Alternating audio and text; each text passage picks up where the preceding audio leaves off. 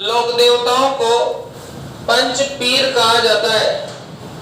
अब आता है हमारे सामने पीर शब्द डालेंगे। पीर पीर क्या होता है? पीर हिंदू और मुस्लिम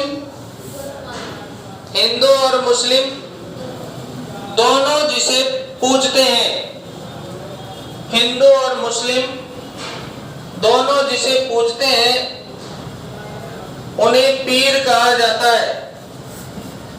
प्राइवेट हो रहा होगा। हिंदू और मुस्लिम दोनों जिसे पूजते हैं उसे क्या कहा जाता है भाई? पीर कहा जाता है। क्या कहा जाता है? हिंदू और मुस्लिम जिसे पूजते हैं उसे पीर कहा जाता है। इसमें आएगा हमारे सामने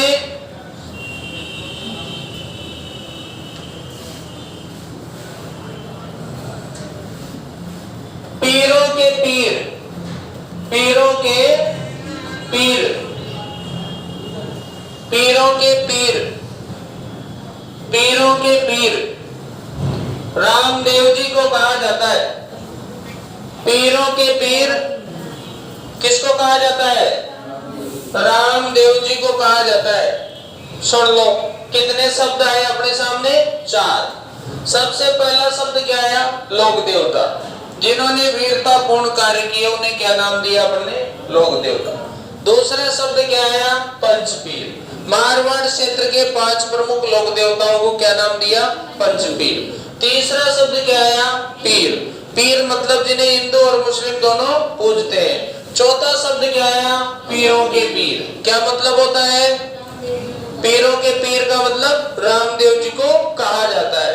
फिर हमारे यहाँ पर ये कहावत बाबू अड़बू रामदेव मांगलिया मेहा जी पांचों पीर पदार जो गोगा जेहा जी। यहाँ पर 5 नाम आए, 1 2 3 4 और 5वां ये। टोटल इनको अपन सीधे याद करेंगे तो गोपा मेरा लिखेंगे। क्या लिखेंगे?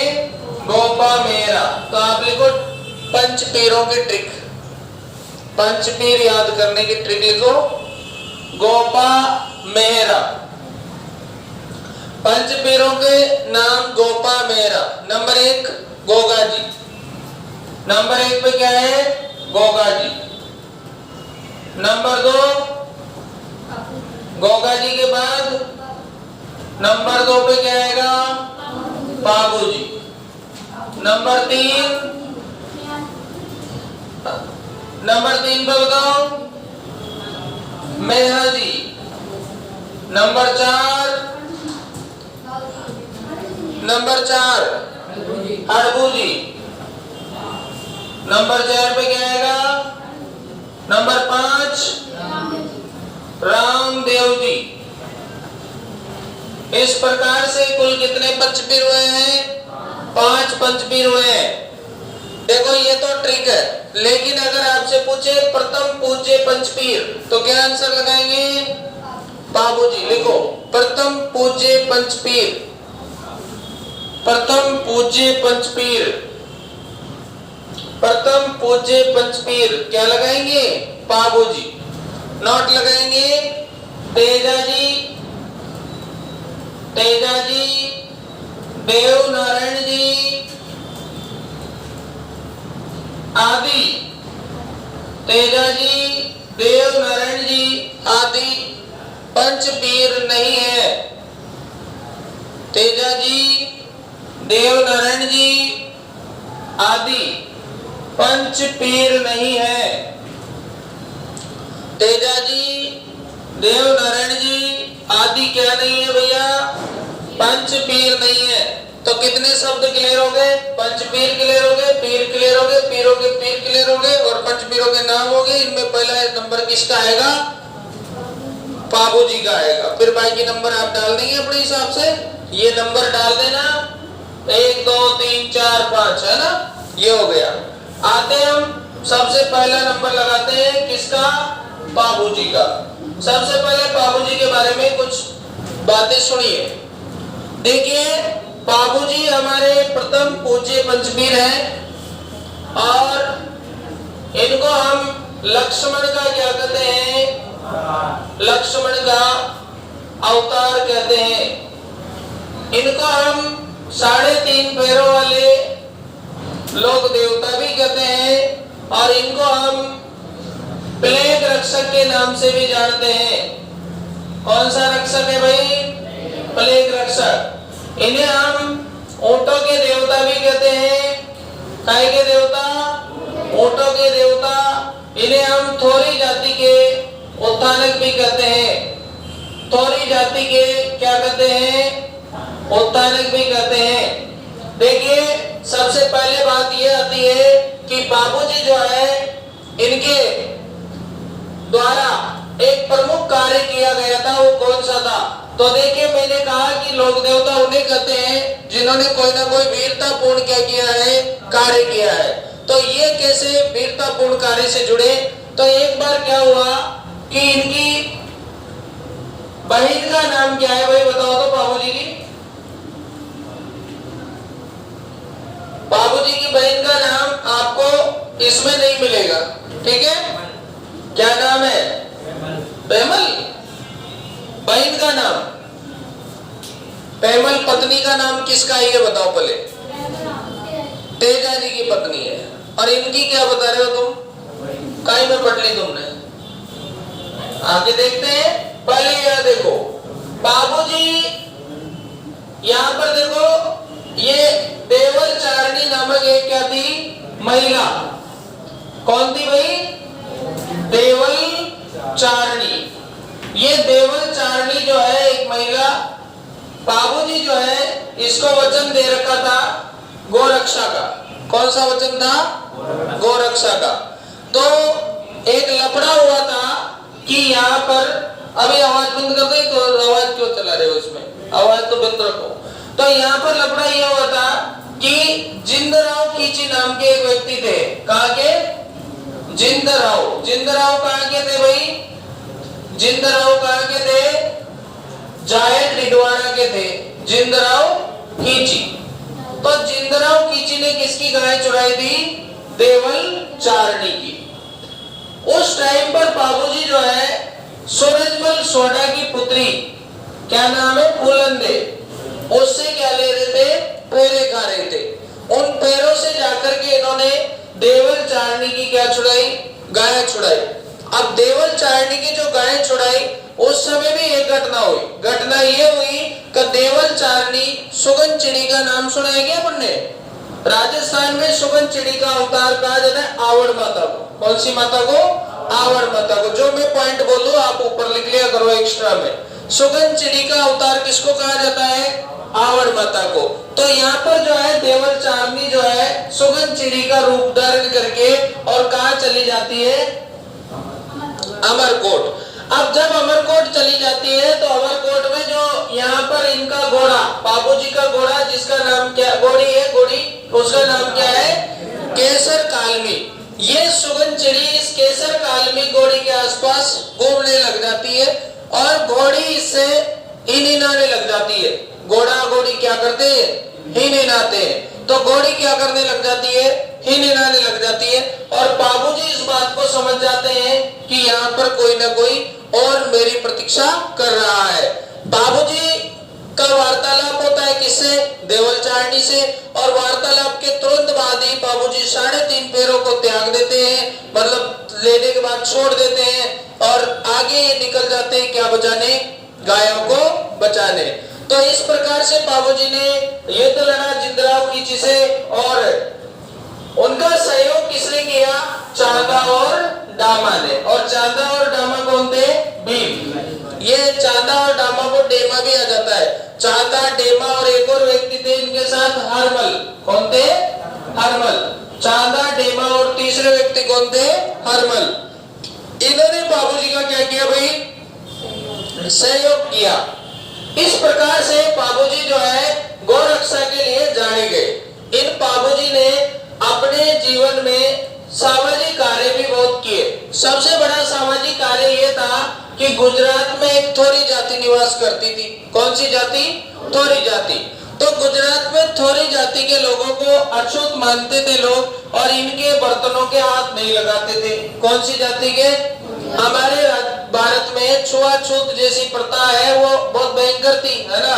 तो बाबूजी ने इस जाति के लोगों के साथ भोजन ग्रहण किया और इसका इनको काफी सारा विरोध भी सहना पड़ा, लेकिन इन्होंने अपने जो कर्तव्य पद से ये नहीं हटे, क्योंकि महान लोग भेदभाव छुआछूत नहीं करते हैं, है ना। और ये जो ओछे लोग होते हैं ना, जो भले बड़े पदों पे बैठ गए लेकिन उनमें लक्षण नहीं होते, तो वो ऐसी क्रियाएं करते हैं। तो यहाँ पर इन्हें इसीलिए थोड़ी जाति का क्या कहा जाता है? उत्थानक कहा जाता है। किसको कहा जाता है? बाबूजी को। तो एक चीज और आती है कि इस टाइम पर एक बीमारी फैल गई थी। कौन सी बीमारी? प्लेग। प्लेग की बीमारी फैल गई थी और बाबूजी ने लोगों का उद्धार किया, कुछ भी बनाया होगा, काढ़ा वगैरह जैसे भी किया, पर लोगों को बचाने का कार्य किया, इसलिए इनको क्या कहा जाता है? प्लेग रक्षक भी कहा जाता है। और एक हमारे सामने आता है लक्ष्मण का अवतार। किसको कहा जाता है? बाबूजी को कहा जाता है। और एक हमारे सामने आता है 3.5 फेरों वाले लोक देवता। किसको कहा जाता है? बाबूजी को। शॉर्टकट पॉइंट लिखेंगे बाबूजी। बाबूजी में लिखो सबसे पहले लक्ष्मण का अवतार। क्या लिखो? लक्ष्मण का अवतार। दूसरा लिखो 3.5 फेरों वाले लोक देवता। 3.5 फेरों वाले लोक देवता। तीसरा लिखो प्लेग रक्षक लोक देवता। प्लेग रक्षक लोक देवता। चौथा लिखो प्लेग रक्षक के बाद में ऊंटों के देवता। ऊंटों के देवता। राजस्थान में जो सबसे पहले केमल को लेके आए थे वो कौन है? बाबूजी। ऊंटों के देवता। अगला लिखो बाला लिए अश्वारोही। क्या लिए है भाई? बाला लिए हुए अश्वारोही। तलवार लिए में क्या लिखेंगे? तेजाजी। बाला लिए अश्वारोही में क्या लिखेंगे? बाबूजी। बाला लिए अश्वारोही। और कौन सा बच गया? थोड़ी जाति के उत्थानक। कौन सी जाति के? थोड़ी जाति के उत्थानक। अरे सारे रामलीला यही क्लियर हो जाएगी नामों में ही, बाकी फिर बचेंगे हमारे पास क्या? इनके बैकग्राउंड की बातें, वो हम बाद में देखेंगे। पहले तो जो पेपर का एनालिसिस है वो देखेंगे। पेपर कहाँ पे चलता है? पेपर यही चलता है कार्यों पर। चलिए, तो यहाँ पर आ गए अपन क्या? थोड़ी जाति के उत्थानक। ओके, अब चलते हैं अपन इनके माता पिता पर। तो देखो सबसे पहले बात आती है बाबूजी। और आप भी घर से आए होंगे बाबूजी से बात करके, तो बाबूजी जो है अपने बाबूजी के समान ही मान लो। किसके समान मान लो? तो बाबूजी जो है अभी घर में चालू हो जाएगी तो कोल्लू सारेंगे। क्या सारेंगे? कोल्लू। कोल्लू जानते हो? अब तो कोल्लू खत्म हो गए, अब तो छतें डल गई सबकी, फिर भी कुछ गांव में कोल्लू है और वो कोल्लू सारते हैं बाबूजी। तो कोल्लू सारते हैं, तो इनका जन्म हमारे हुआ था कोल्लू मंड में। कोल्लू मंड। कोल्लू मंड कहाँ पड़ता है? जोधपुर के कौन से स्थान पर? फलोदी। फलोदी में पड़ता है। कोल्लू मंड में इनका क्या हुआ था? जन्म हुआ था। और इनका संबंध कौन से वंश से रहा है? राठौड़ वंश से रहा है। कौन से वंश से रहा है भाई? राठौड़ वंश से रहा है। तो यहाँ पर हमारा लिखो पहला पॉइंट जन्म। जन्म लिखो कोल्लू मंड। जन्म कहाँ पर? कोल्लू मंड। कहाँ है कोल्लू मंड? जोधपुर में। ठीक है, तो जन्म तो हो गया अपना। उसके बाद देखो पिता। पिता का नाम दादल जी और माता का नाम कमला। पिता का नाम दादल जी, माता का नाम कमला। अब देखो यहाँ ये लिख लो KDK। आता है ना कड़क चाय। KDK। KDK का मतलब क्या होता है? कड़क चाय। कड़क आती है ना, कड़क चाय। तो बाबूजी जब कोल्लू सारेंगे तो चाय ऊपर छत पे ही मंगा लेंगे। चाय मंगाते ना भैया, पानी ले आओ, चाय ले आओ, तो कड़क वाली चाय देना है। कौन सी चाय देना? के से क्या बनेगा? कोलोमंड, डी से क्या बनेगा? दादल, और के से क्या बनेगा? कमला। तो कमला इनकी जो है क्या है? माता है। ठीक है, तो लिख लो, माता का नाम हो गया कमला। पत्नी, पत्नी फूलंदे, पत्नी का नाम क्या है? फूलंदे। ये लिखो आप तो, फूलंदे। पत्नी का नाम क्या है भैया? फूलंदे। तो कड़क चाय कौन दे रही है? फूलंदे। किसके लिए ला रही है? बाबूजी के लिए। और बाबूजी आनंद से पी रहे हैं क्या? कड़क चाय। ठीक है, तो आपका बाबूजी में ट्रिक आ गया, कड़क चाय। और फिर जब कोल्हू सारसूर के निमट जाएंगे तो फिर स्नान करने जाएंगे, नहीं जाएंगे? तो कौन सा साबुन लगाएंगे? लक्स का। कौन सा लगाएंगे? तो लक्ष्मण का अवतार। किसका अवतार है? तो कड़क चाय और लक्ष्मण का, लक्ष्य का साबुन। कौन सा साबुन? तो लक्ष्मण का अवतार बाबूजी। और फिर ऊंट पे बैठेंगे। काहे पे बैठेंगे? और ऊंट पे बैठ के मार्केट में घूमने जाएंगे और फिर वहां देखेंगे कि एक बीमारी फैल रही है। उस बीमारी का नाम क्या है? प्लेग। तो प्लेग रक्षक भी कौन है? बाबूजी। ठीक है, तो यहाँ पर कड़क चाय पी ली, पत्नी का नाम हो गया भाई। ठीक है, कहाँ की है? अमरकोट की। कहाँ की है? और सोडा राजा की बेटी है, इसलिए इसको क्या कहते हैं अपन? सोडी। क्या कहते हैं भैया? सोडी। सोडा की बेटी क्या कहेंगे अपन? सोडी। तो लिखो सोडी, कोष्टक में लिख देना सोडी। सोडा की बेटी होने के कारण क्या कहेंगे? सोडी कहेंगे। तो ये लिख देंगे आप सोडी। ओके, अब चलते हैं अपन। गोरी का नाम केसर कालमी। क्या नाम है भाई? केसर कालमी। घोड़ी का नाम क्या है? केसर कालमी। एक लाइन सुन लो। केसर कालमी देवल चारणी ने इनको दे दी थी, लेकिन जिंदराव खींची लेना चाहता था। कौन लेना चाहता था? इसी कारण जिंदराव खींची ने मौका देख करके गायों को चुराया था। क्या देख करके? मौका देख करके। तो घोड़ी का नाम क्या है? केसर कालमी। क्या नाम आएगा भाई? केसर कालमी। सहयोगी चांदा डेमा हरमल। सहयोगी चांदा डेमा हरमल। चांदा डेमा हरमल। चांदा डेमा हरमल। एक नाम एक्स्ट्रा लिख देना, हरमल। चांदा डेमा और क्या आएगा? हरमल। सहयोगी कौन है? चांदा डेमा और हरमल। ठीक,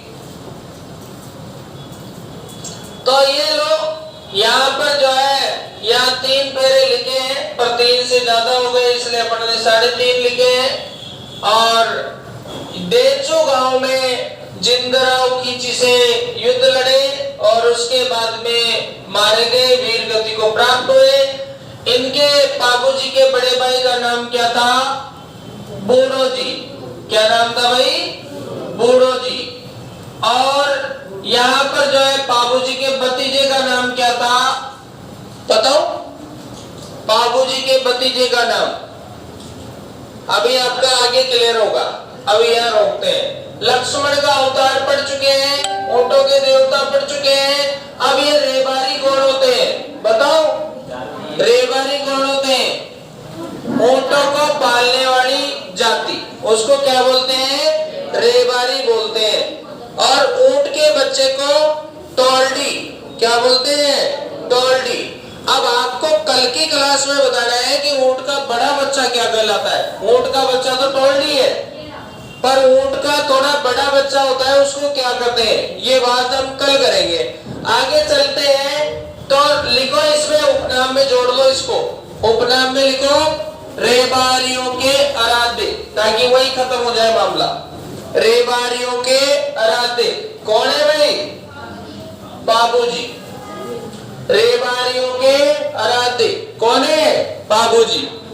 ये वाली बात अपन पढ़ी चुके हैं। प्लेग रक्षक देवता है कि नहीं है? तोरी जाति के भाइयों को शरण देने वाले कौन है? बाबूजी है। और इनकी पढ़ क्या है भाई? सबसे लोकप्रिय पढ़ है। किसकी पढ़? बाबूजी की पढ़। सबसे लोकप्रिय पढ़ किसकी है? पढ़ क्या होती है? कपड़े पर चित्र क्या कहलाती है? पढ़। कागज पर चित्र पाने, शरीर पर चित्र गोदने।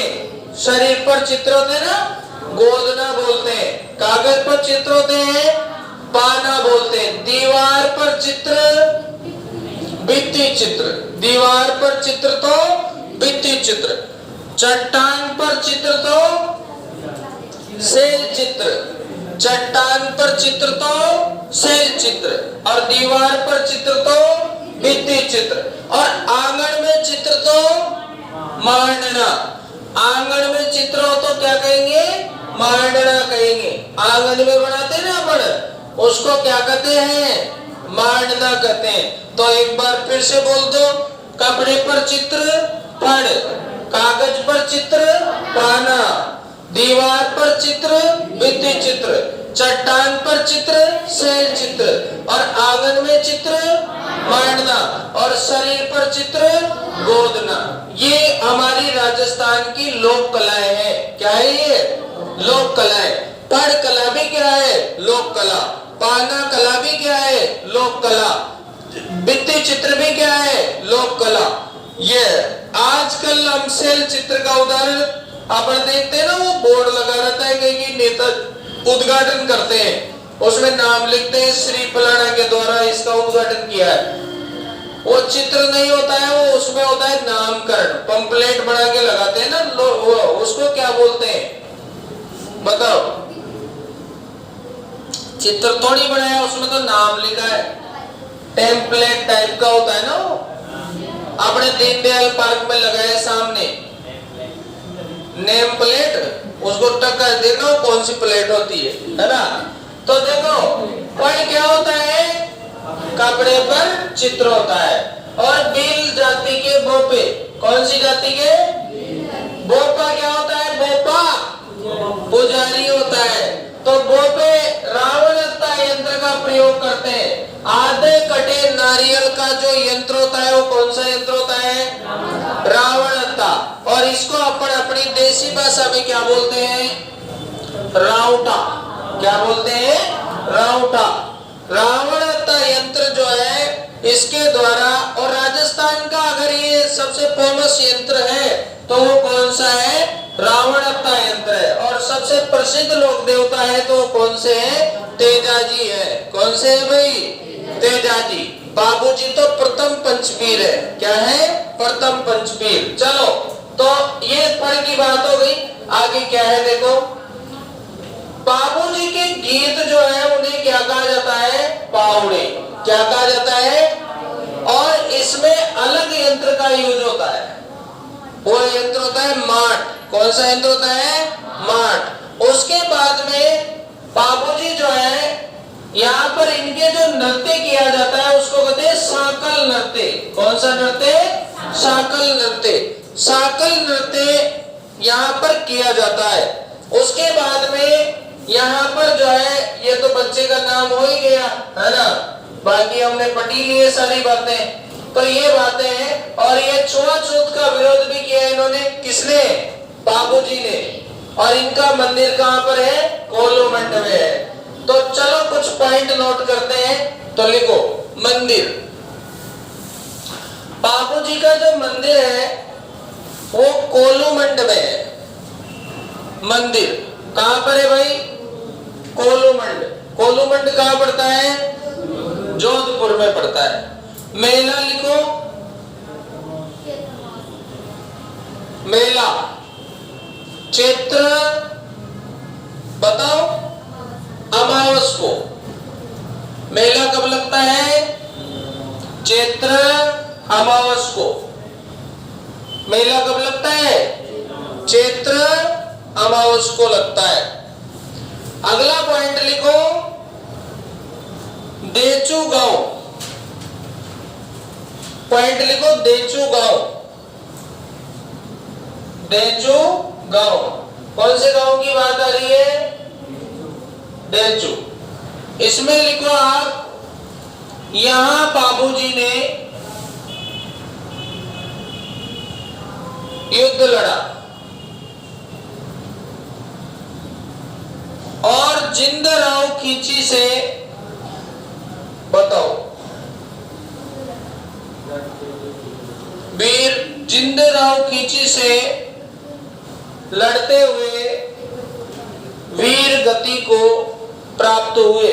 कौन से गांव में? डेचू गांव में। कहां पड़ता है ये भी? अगला पॉइंट डालो, बाबूजी की फड़। बाबूजी की फड़, बाबूजी की फड़, बाबूजी की फड़। फड़ की मीनिंग याद हो गई सबको? क्या है मीनिंग? कपड़े पर चित्र, क्या कहेंगे? फड़। तो बताओ बाबूजी की फड़ की 4 विशेषताओं में से एक सही है वो बताना। सबसे लंबी है, सबसे छोटी है, सबसे प्रसिद्ध है, सबसे चित्रांकित है। इन 4 में से एक बात बाबूजी के लिए है, वो कौन सी है? सबसे प्रसिद्ध है। तो लिखेंगे सबसे प्रसिद्ध फड़ है, सबसे प्रसिद्ध फड़ है, सबसे प्रसिद्ध फड़ है। इसमें पगड़ी, बताओ किधर झुकी हुई है? बाएं ओर। लिखो इसमें पगड़ी बाएं ओर झुकी है। इसमें पगड़ी किधर झुकी है? बाएं ओर झुकी है। पगड़ी किधर झुकी है भाई? बाएं ओर झुकी है।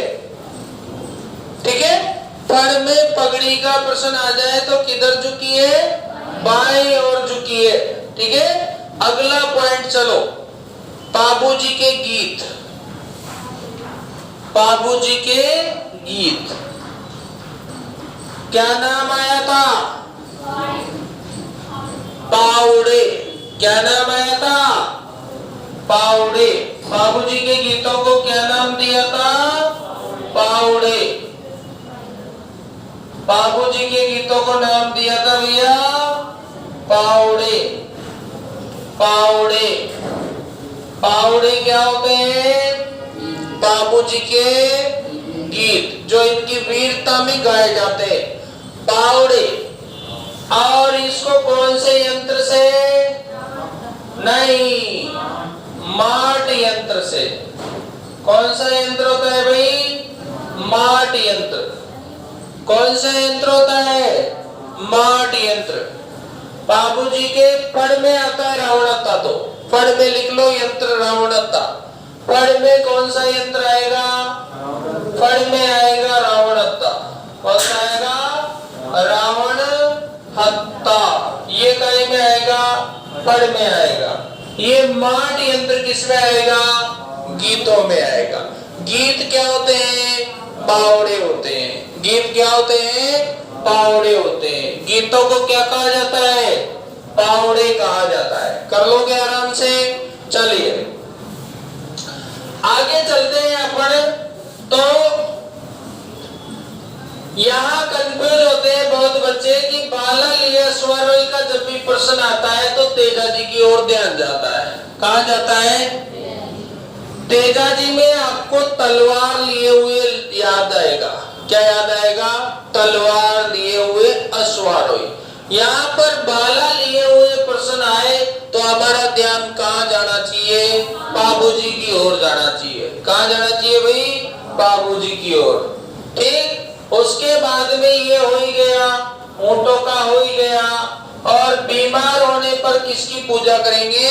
बाबूजी की ही पूजा करेंगे। तो आपको ऊंट का कनेक्शन किससे है? बाबूजी से। अगर बाबूजी याद नहीं आए तो बाबूजी से है ना। तो ऊंटों का कनेक्शन बाबूजी से ही है। किससे है भाई? मारवाड़ में सबसे पहले ऊंट कौन लाए थे? बाबूजी लाए थे। इसीलिए आराध्य देवता हो गए ऊंट पालने वालों के। किसके आराध्य देवता हो गए? ये देखो बाबूजी की पगड़ी जो है किस ओर झुकाई गई है? बाईं ओर झुकाई गई है और इनकी घोड़ी क्या है? केसर कालमी है। अब किताब का नाम लिखो आप, बाबू प्रकाश। कौन सी किताब है? बाबू प्रकाश। बाबू प्रकाश जो पुस्तक है ये आसिया मोड़ जी ने लिखी है और इसमें बाबू जी की उत्पत्ति जो है वो किससे मानी गई है? अप्सरा से मानी गई है। तो लिखो बाबू प्रकाश। लेखक लिख लो शॉर्ट में क्या? आसिया मोड़ जी। और इसमें लिख लो, इसमें बाबू जी की उत्पत्ति, यानी उत्पत्ति का मतलब बाबूजी का कर देना। बाबूजी का जन्म अप्सरा से माना गया है। किसे? बाबूजी का जन्म किससे माना गया है? अप्सरा से माना गया है। यहाँ देखो ध्यान देने वाली बात है कि नायक बोपा तो बाजता है बाबूजी के पावड़े। क्या बाजता है? और अगर बील बोपा आ जाए तो वो बाजता है बाबूजी की फड़। दोनों में अंतर है। बाबूजी की फड़ बाजने वाला कौन सा बोपा होगा? बील। और बाबूजी के गीत गाने वाला कौन सा होगा? नायक। कौन होगा भाई? और साथ में कौन होगा? रेबारी। नायक के साथ में कौन होगा? रेबारी। ठीक है, तो ये गीतों में आएगा नायक और फड़ में क्या आएगा? बील आएगा। चक्कर में मत पड़ जाना, ठीक है ना? तो पढ़ में बील लिख लो और गीतों में कौन लिख लो?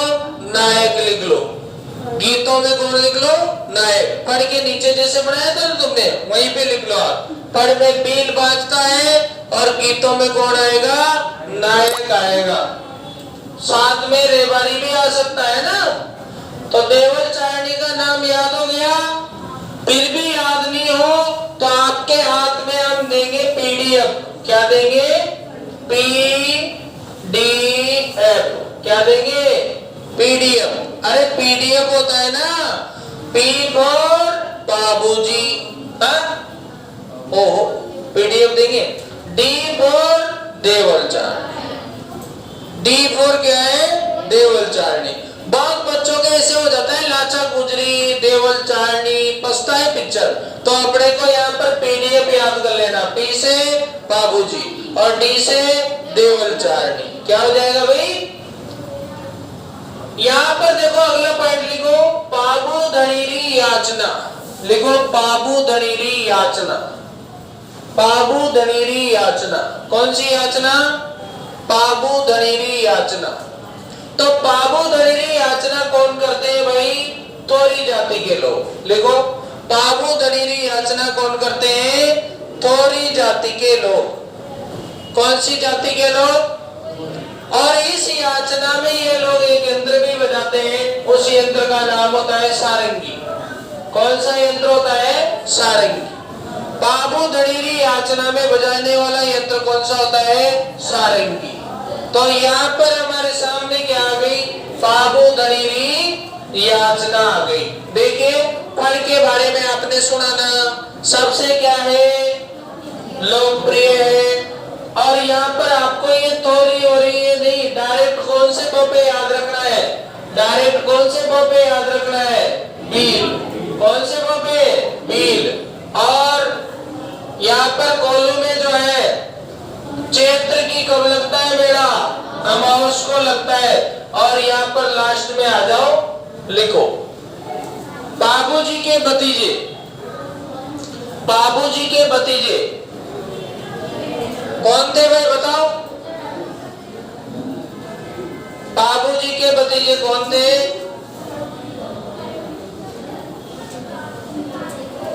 तो रूपनाथ जी। बाबूजी के भतीजे रूपनाथ जी। कौन थे भाई? रूपनाथ जी।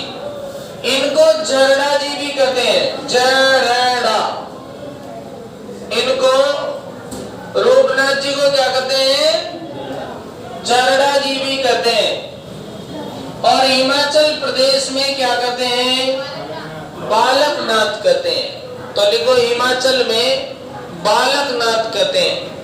रूपनाथ जी को जरडा कहते हैं और हिमाचल में क्या कहते हैं, बालकनाथ कहते हैं। कल हम देखेंगे पाबू जी से संबंधित पुस्तकें और अन्य जानकारियां। धन्यवाद।